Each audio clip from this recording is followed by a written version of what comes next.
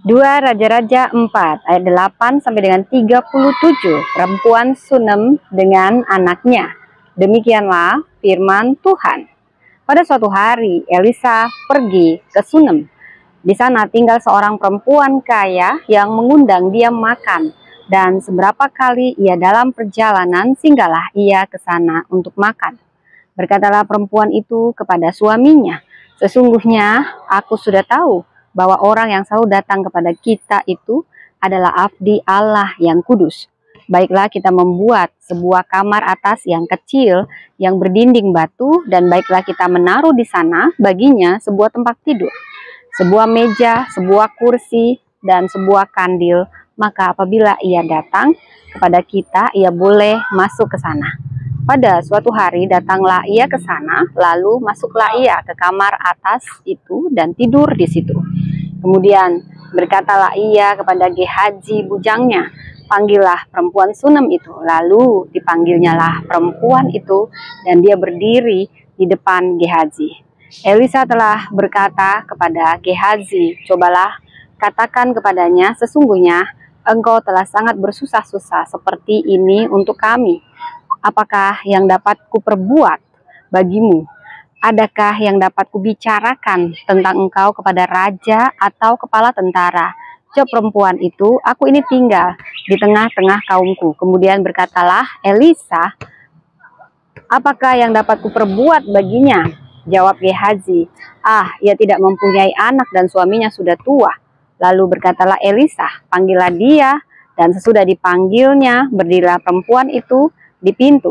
Berkatalah Elisa, "Pada waktu seperti ini juga tahun depan engkau ini akan menggendong seorang anak laki-laki." Tetapi jawab perempuan itu, "Janganlah tuanku, ya abdi Allah, janganlah berdusta kepada hambamu ini." Mengandunglah perempuan itu lalu melahirkan seorang anak laki-laki. Pada waktu seperti itu juga pada tahun berikutnya, seperti yang dikatakan Elisa kepadanya.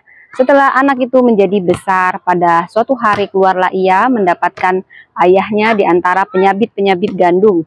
Tiba-tiba menjeritlah ia kepada ayahnya, "Aduh, kepalaku, kepalaku." Lalu kata ayahnya kepada seorang bujang, "Angkatlah dia dan bawa kepada ibunya." Diangkatnyalah dia, dibawanya pulang kepada ibunya. Duduklah dia di pangkuan ibunya sampai tengah hari, tetapi sesudah itu matilah dia. Lalu naiklah perempuan itu, dibaringkannyalah dia di atas tempat tidur abdi Allah itu, ditutupnyalah pintu dan pergi, sehingga anak itu saja di dalam kamar. Sesudah itu ia memanggil suaminya serta berkata, "Suruh kepadaku salah seorang bujang dengan membawa seekor keledai betina. Aku mau pergi dengan segera kepada abdi Allah itu dan akan terus pulang." Berkatalah suaminya, "Mengapakah pada hari ini engkau hendak pergi kepadanya, padahal sekarang bukan bulan baru dan bukan hari Sabat?" Jawab perempuan itu, "Jangan khawatir." Dipelenainyalah keledai itu dan berkatalah ia kepada bujangnya, "Tuntunlah dan majulah.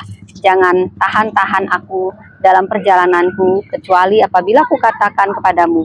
Demikianlah perempuan itu berangkat dan pergi kepada abdi Allah di Gunung Karmel. Segera sesudah abdi Allah melihat dia dari jauh, berkatalah ia kepada Gehazi bujangnya, "Lihat, perempuan Sunem itu datang." Larilah menyongsongnya dan katakanlah kepadanya, "Selamatkah engkau? Selamatkah suamimu? Selamatkah anak itu?" Jawab perempuan itu, "Selamat." Dan sesudah ia sampai ke gunung itu, dipegangnyalah kaki abdi Allah itu. Tetapi Gehazi mendekat hendak mengusir dia. Lalu berkatalah abdi Allah, "Biarkanlah dia, hatinya pedih. Tuhan menyembunyikan hal ini daripadaku, tidak memberitahukannya kepadaku." Lalu berkatalah perempuan itu, "Adakah kuminta seorang anak laki-laki daripada tuanku? Bukankah telah kukatakan, jangan aku diberi harapan kosong?" Maka berkatalah Elisa kepada Gehazi, "Ikatlah pinggangmu, bawalah tongkatku di tanganmu, dan pergilah. Apabila engkau bertemu dengan seseorang, janganlah beri salam kepadanya, dan apabila seseorang memberi salam kepadamu, janganlah balas dia. Kemudian taruhlah tongkatku ini di atas anak itu, tetapi berkatalah ibu anak itu, 'Demi Tuhan yang hidup dan demi hidupmu sendiri, sesungguhnya aku tidak akan meninggalkan engkau.' Lalu bangunlah Elisa dan berjalan mengikuti perempuan itu. Adapun Gehazi telah berjalan mendahului mereka dan telah menaruh tongkat di atas anak itu, tetapi tidak ada suara dan tidak ada tanda hidup. Lalu kembalilah ia menemui Elisa serta memberitahukan kepadanya, katanya anak itu tidak bangun. Dan ketika Elisa masuk ke rumah, ternyata anak itu sudah mati dan terbaring di atas tempat tidurnya. Sesudah ia masuk, ditutupnyalah pintu sehingga ia sendiri dengan anak itu di dalam kamar. Kemudian berdoalah ia kepada Tuhan. Lalu ia membaringkan dirinya di atas anak itu, dengan mulutnya di atas mulut anak itu, serta telapak tangannya di atas telapak tangan anak itu. Karena ia meniarap di atas anak itu, maka menjadi panaslah badan anak itu. Sesudah itu ia berdiri kembali dan berjalan dalam rumah itu, sekali ke sana dan sekali ke sini. Kemudian meniaraplah pula ia di atas anak itu, maka bersinlah anak itu sampai 7 kali, lalu membuka matanya. Kemudian Elisa memanggil Gehazi dan berkata, panggillah perempuan Sunem itu. Dipanggilnya dia, lalu datanglah ia kepadanya, maka berkatalah Elisa, angkatlah anakmu ini. Masuklah perempuan itu, lalu tersungkur di depan kaki Elisa dan sujud menyembah dengan mukanya sampai ke tanah. Kemudian diangkatnyalah anaknya lalu keluar.